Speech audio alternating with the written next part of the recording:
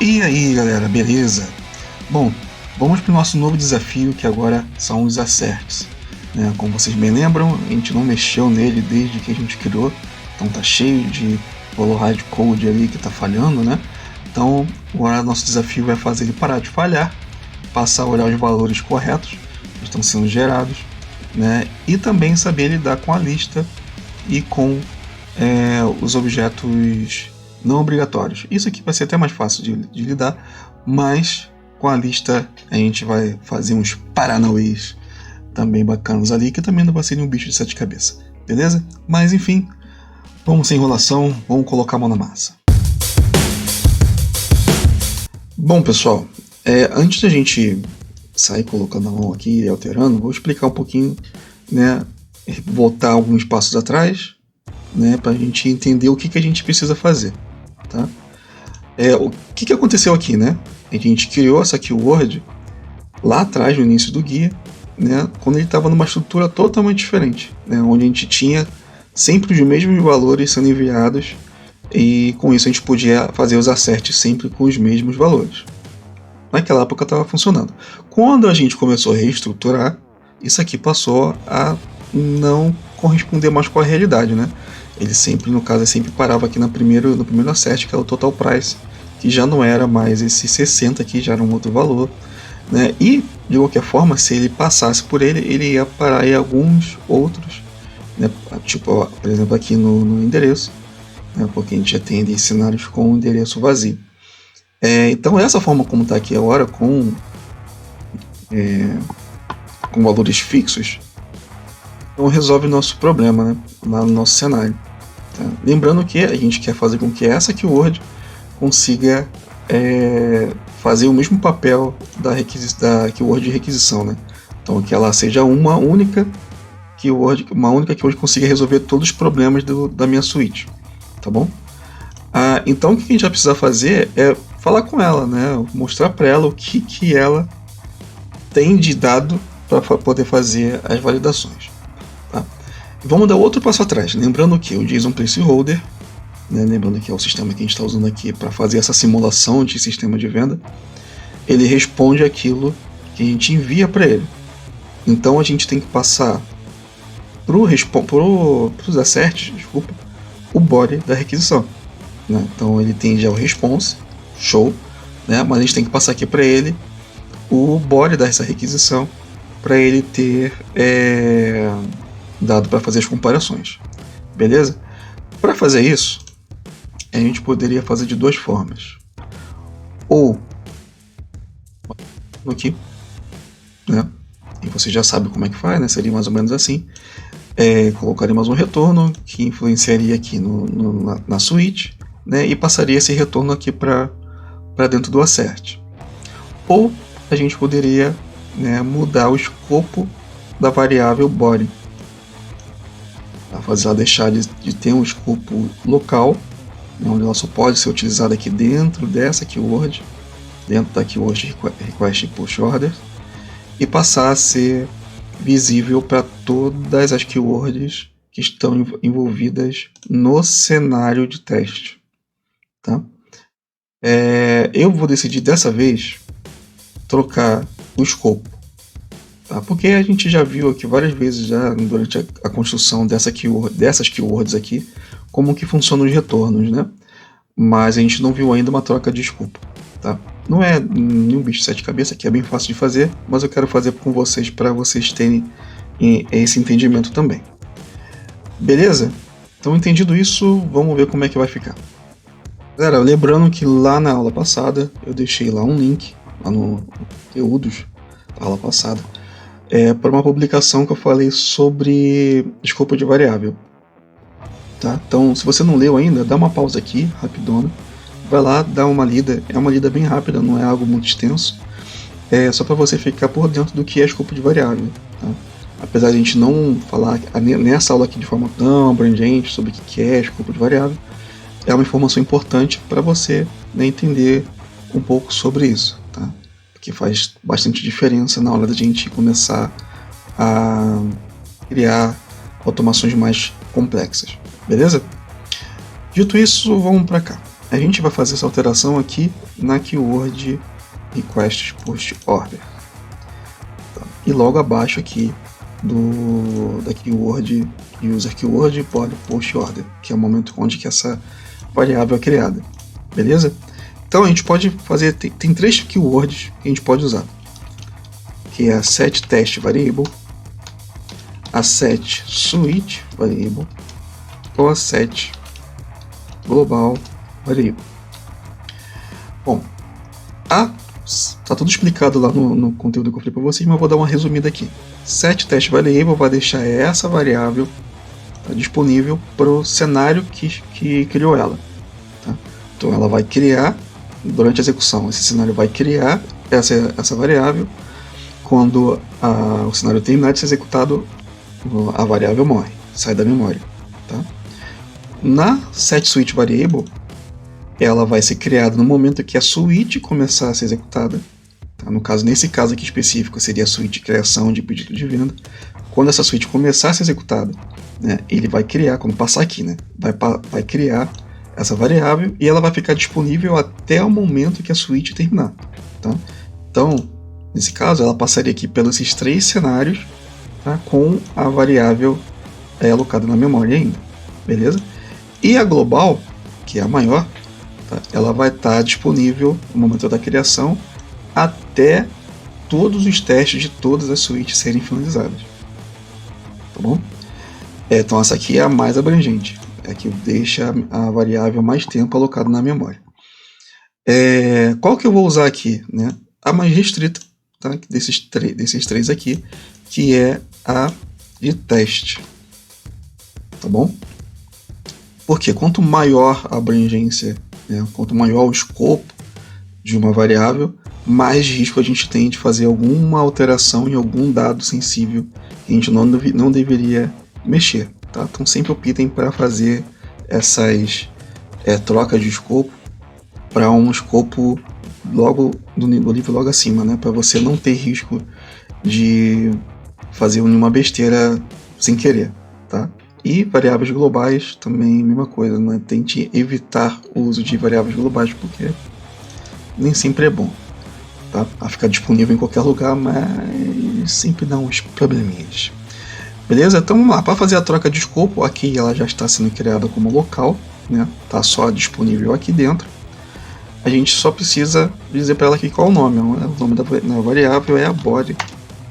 Então eu agora estou dizendo aqui que quando ela passar aqui, ela vai deixar de ser uma variável local e passará a ser uma variável de teste. Tá? Com isso, eu não preciso fazer nenhuma mudança aqui na switch. Eu não estou retornando nada, então isso aqui para ela é totalmente transparente. E eu vou ter que fazer as mexidas aqui no assert. Tá? Nesse momento, se eu colocar aqui body, tá? Com um Ctrl clique aqui, a gente já consegue ir para lá. Significa que o assert está encontrando ela. Beleza? Só que ela fica dando erro. Tá vendo? Vocês estão vendo aqui? O que a gente precisa fazer? Aí é uma coisa do plugin que a gente está usando, tá? Aí a gente tem que instanciar ela aqui como um recurso. Aquele arquivo que criou essa variável, instanciar ela como recurso, que aí ela consegue enxergar o momento que ela foi criada e parar de dar erro. Tá? Então, onde ela está? Requests, post order. Aí ela vai parar de reclamar. Show de bola. Eu vou repetir todas elas aqui para a gente andar mais rápido, porque a gente vai usar ela em todos esses asserts. Vamos voltar lá.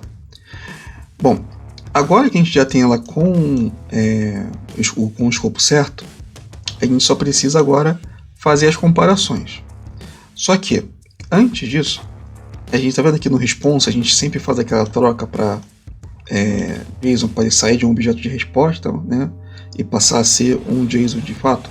Aqui no body a gente não precisa, né, porque a gente já cria ele já foi criado como um JSON. Por conta do arquivo que a gente criou.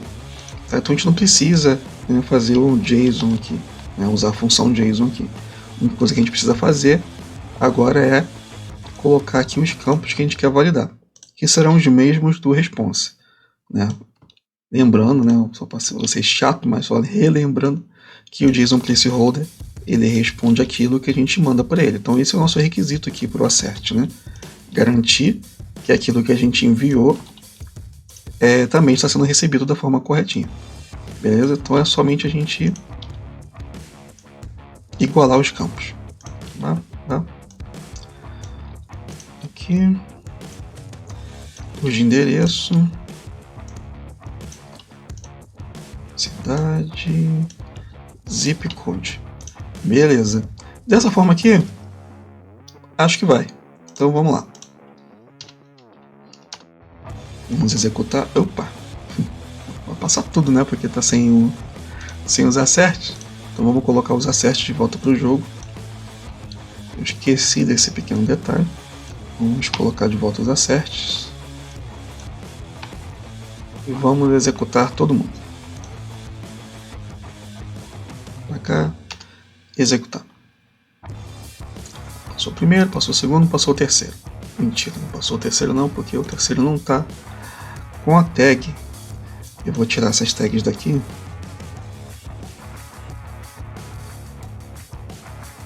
Essa tag aqui sim. Então, test tag. Então, significa que todos os testes dessa suíte vão ter a mesma tag. E agora vai executar os 3. Beleza, passou os 3. Mas será que deu certo mesmo?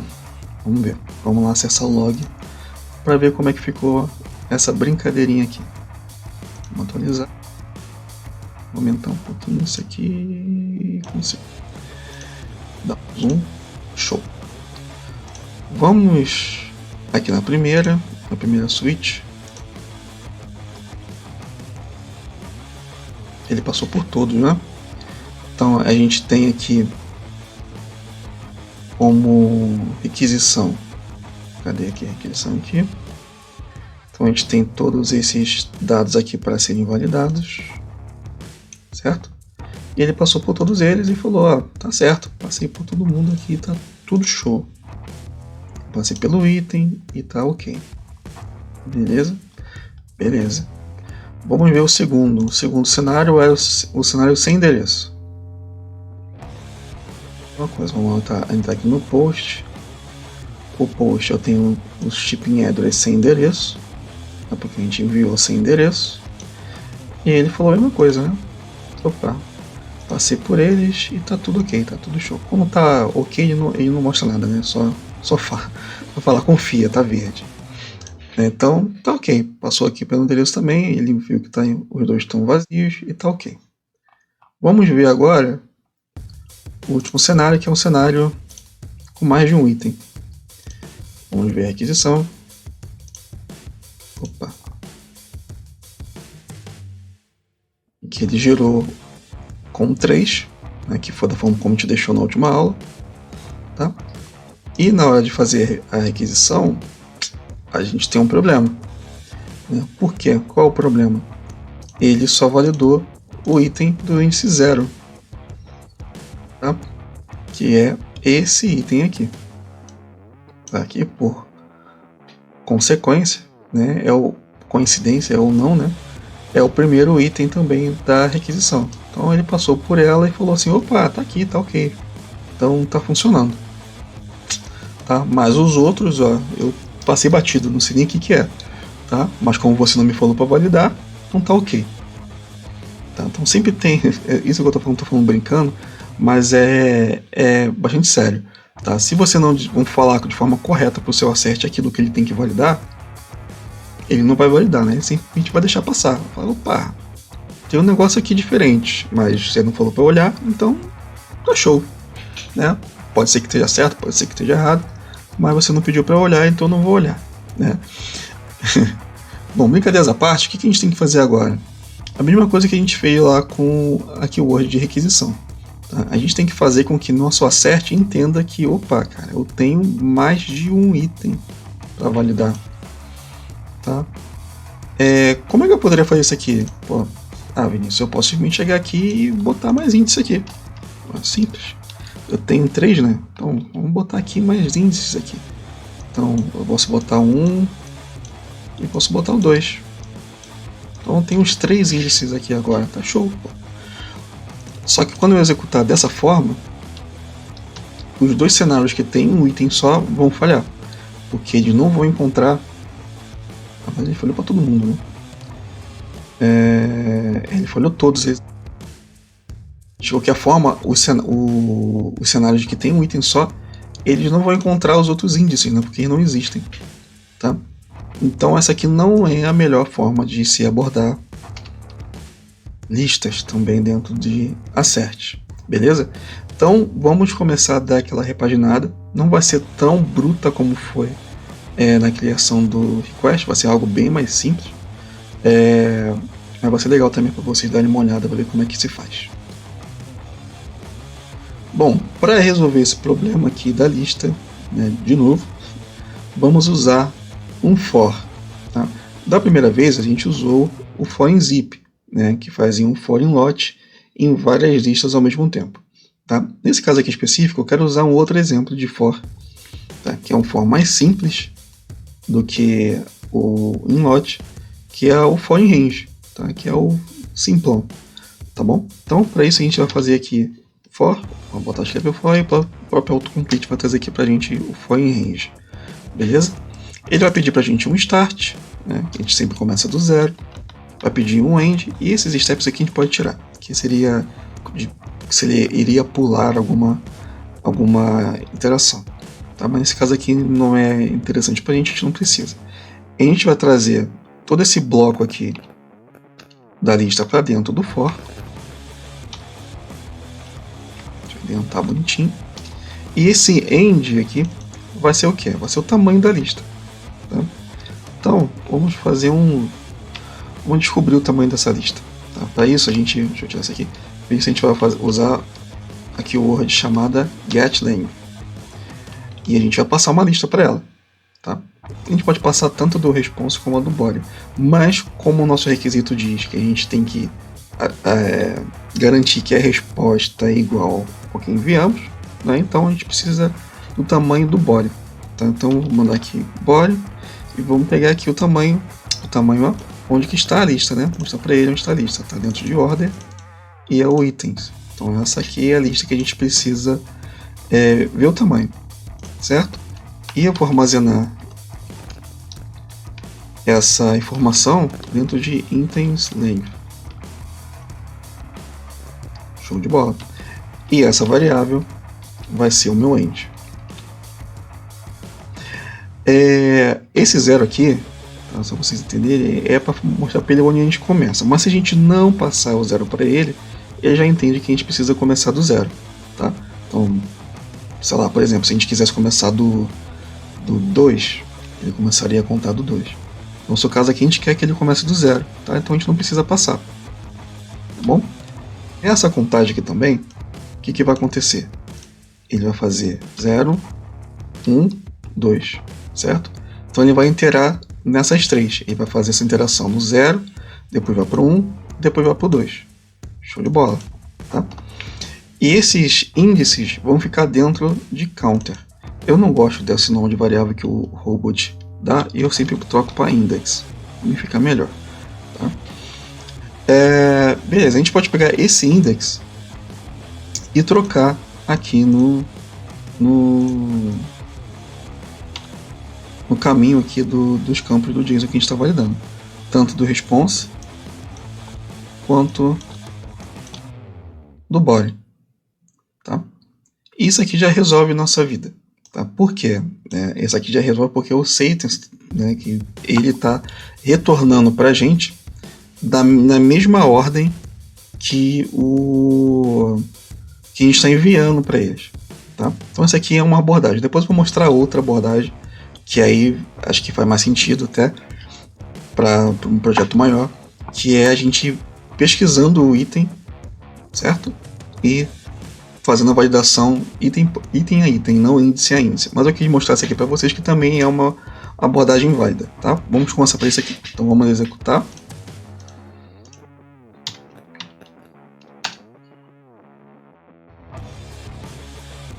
Executo os três. Vamos atualizar aqui. Vamos lá. O primeiro cenário. Vamos estar aqui no Assert. ele disse para mim, ó, sua lista tem tamanho 1. Show de bola. Então ele tem que iterar uma vez aqui só, né? Com índice 0. E fez a validação de todos eles. Show! No segundo cenário é a mesma coisa, né? A gente só tem uma lista de um tamanho 1. Né? Só com tamanho 1. Então ele iterou uma vez só também e fez todas as validações. No último cenário, que tem os 3, ele disse para mim, ó, você tem uma lista de tamanho 3.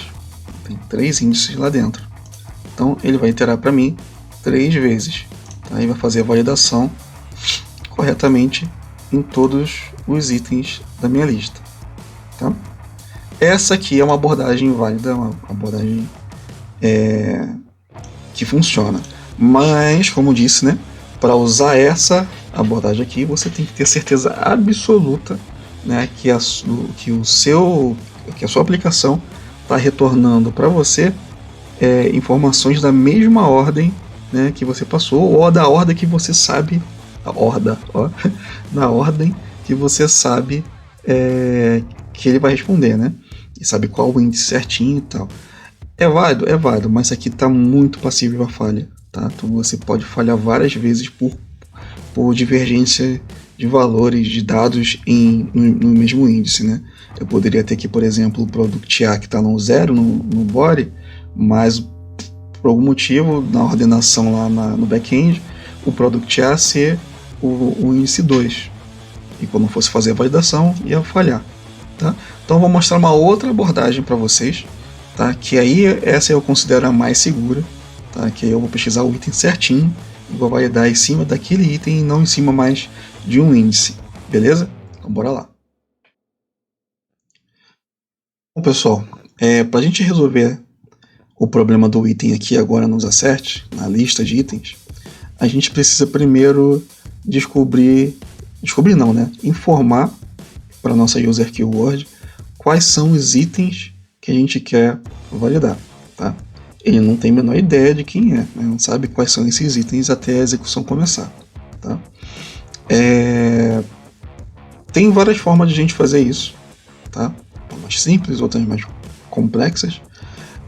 Mas no nosso caso aqui, a gente já tem, né, uma lista de itens, certo? Que a gente criou aqui para Keyword Request Post Orders. A gente já tem ela. Então a gente pode usar. Assim como a gente também poderia usar esses dois objetos aqui. No caso, na verdade, né, o objeto body, que é o que vai fazer a comparação. Né? Então a gente tem essas informações aqui dentro do body. A gente só teria que extrair ela de lá. Tá? Então o que eu vou fazer vai meio que abranger os dois âmbitos aqui.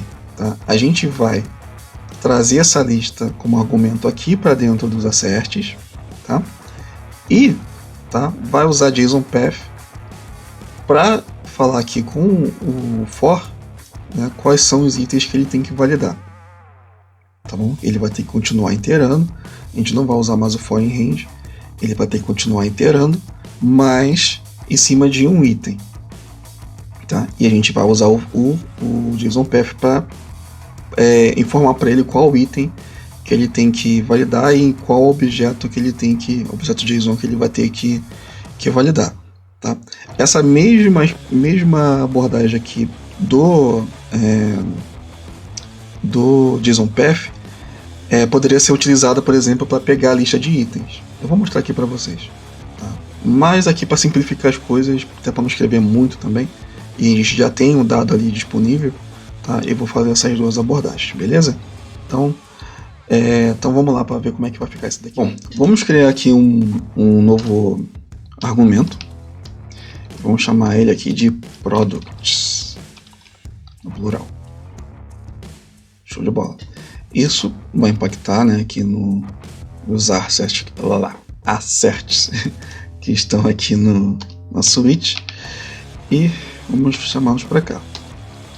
Eles vão receber a lista de itens. Então a lista product. Vou copiar e colar, que vai ser igual para todo mundo.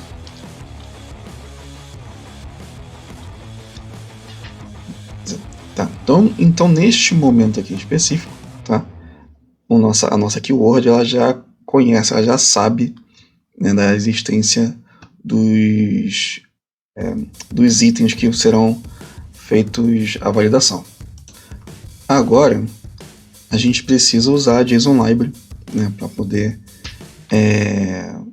pesquisar esses itens que a gente está passando para a keyword, né, dentro desses objetos JSON aqui que a gente está usando no assert. Tá? Então, vamos trazer lá para cá,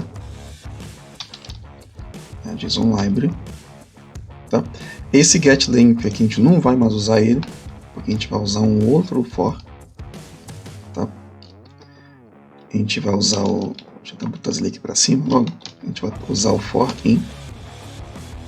Beleza? Que vai usar a lista de produtos. Tá? E vai usar esse bloco de validação aqui. Tá? Então esse for aqui morreu. A gente não vai mais usar. Show de bola. Tá? E agora a gente vai precisar usar uma keyword do JSON Library que é getValue_from_JSON.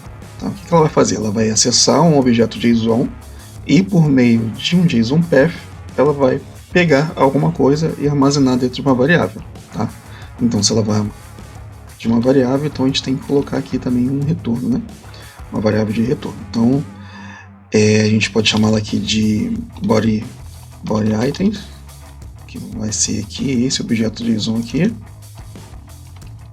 Você vai vir do body. E a gente também precisa saber do response, né? Que a gente vai fazer a comparação, desculpa. Então, eu tenho que pegar aqui o response items. E aqui vai ser response.json. Topzera. Tá? Agora vamos para o JSON Path. Tá? Eu já deixei aqui aberto, né, no JSON Path, para a gente poder fazer essas expressões. Tá? Eu já copiei, né, o JSON para facilitar.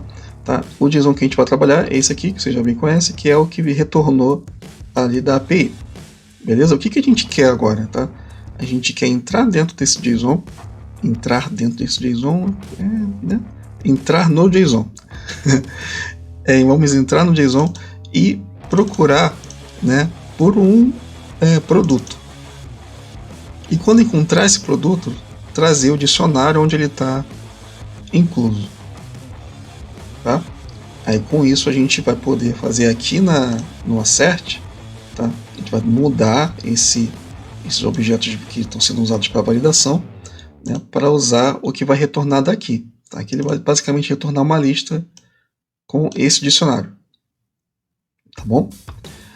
Qual vai ser a expressão que a gente vai usar? Vamos lá. A gente vai entrar na raiz, né, no caso já vou baixar um pouquinho aqui. Já trouxe aqui, né, tudo, porque eu estou dentro da raiz.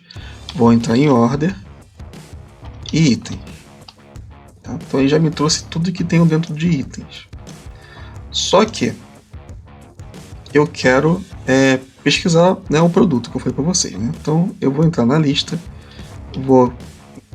quero falar para ele, eu quero pesquisar alguma coisa. Que coisa é essa? Tá? Então a gente vai usar o @product, que é o que a gente quer, product.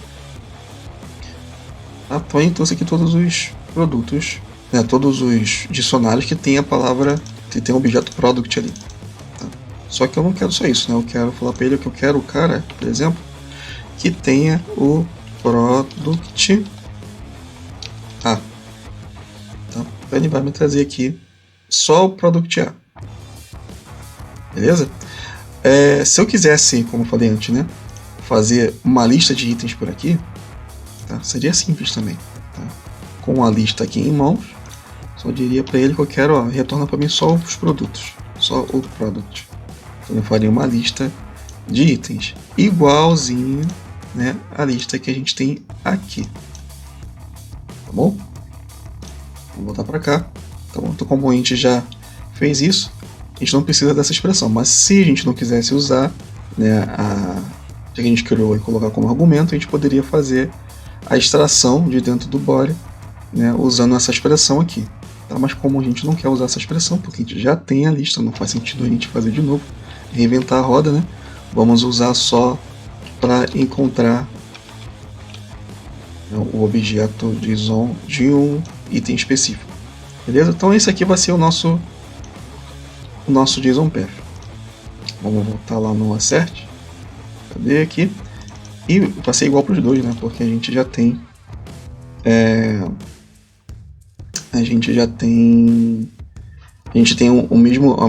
a mesma estrutura nos dois, tá? Aqui em Element, vamos mudar aqui para Product, um singular, tá? E a gente vai trazer essa variável aqui para dentro. Tá? Então ele vai iterar e vai atacar aqui, ó, Product A, vai trazer o objeto do Product A, Product B, aí vai trazer o objeto do Product B, e o Product C, o objeto do Product C. Meu Deus. Isso aqui para os dois, beleza? Só que, né, o body não, desculpa, o path aqui dos asserts, ele não é mais isso, né? Ele vai mudar, né? Então o que a gente vai fazer aqui? Vamos trazer aqui o body items e o response items para baixo, tá? Response items não é mais .json, porque ele já é um JSON, né? Já retornou para JSON. Vamos voltar aqui para ver. Então a gente vai acessar sempre o índice 0, porque ele sempre toda a interação que ele fizer, né, ele sempre vai retornar o item no índice 0. E vamos chamar aqui o produto. Então, índice 0, product. Índice 0, quantity. Índice 0, price. A mesma coisa vai valer. Então, ele vai encontrar um body no índice 0 do produto, índice 0 da quantidade, índice 0 do price. Beleza. Tá? Então, recapitulando, vamos fazer uma interação no for aqui com a lista de produto. Vamos pesquisar o objeto JSON, tá? Que tenha o produto que a gente está pesquisando na lista, tanto para o body quanto para o item. E quando esses dois objetos estiverem disponíveis, a gente vai fazer a comparação nos dois. Os dois têm que estar igual, tá? Porque a gente está fazendo a pesquisa dos mesmos itens nos dois objetos. Então a gente quer que os dois tenham os mesmos dados, beleza? Bom, vamos executar e ver se isso aqui vai dar certo. Passou o primeiro, passou o segundo, passou o terceiro, show de bola.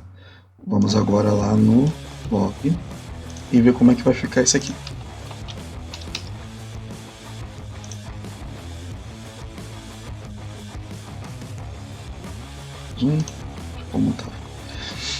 Vamos aqui no primeiro cenário, vamos direto aqui no for e vamos lá. Aqui, ele já inteirou primeiro no Product A, que é o único que ele tem, né? Então ele foi lá, pegou o item que tem o Product A e fez os asserts dele, né?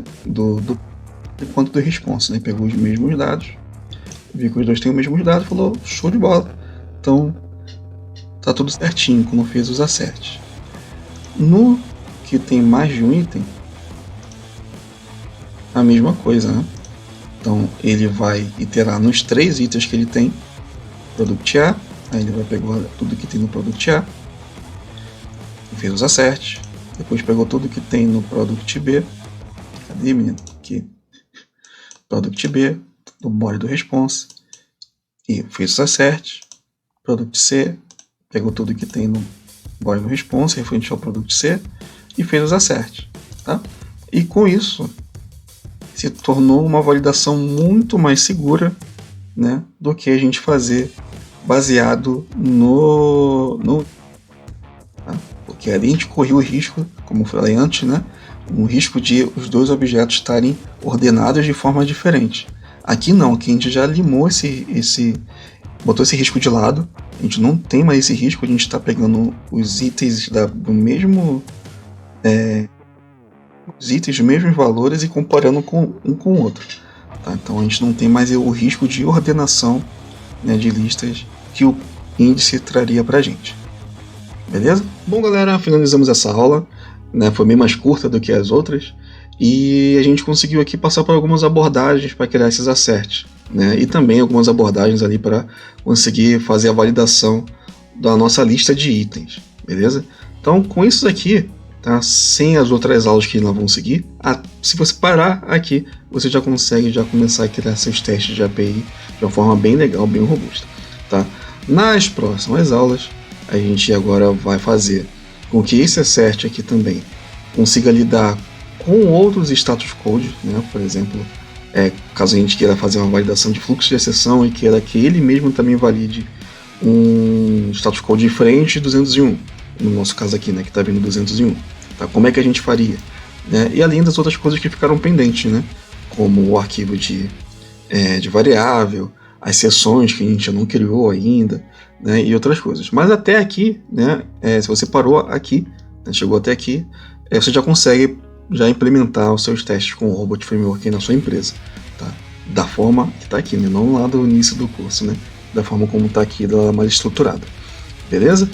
Então é isso. Se gostou, não esquece, compartilha com seus amigos, LinkedIn, WhatsApp, Instagram, Telegram, qualquer lugar, né, que dê para compartilhar conteúdo, tá? Porque isso é muito importante aqui para o prosseguimento do nosso projeto. Beleza? E se tiver alguma dúvida, deixa aqui embaixo, né, na abinha de comentários aqui embaixo, que assim que eu ver eu respondo para vocês. Beleza? Espero que tenham gostado. A gente se vê na próxima aula. Valeu!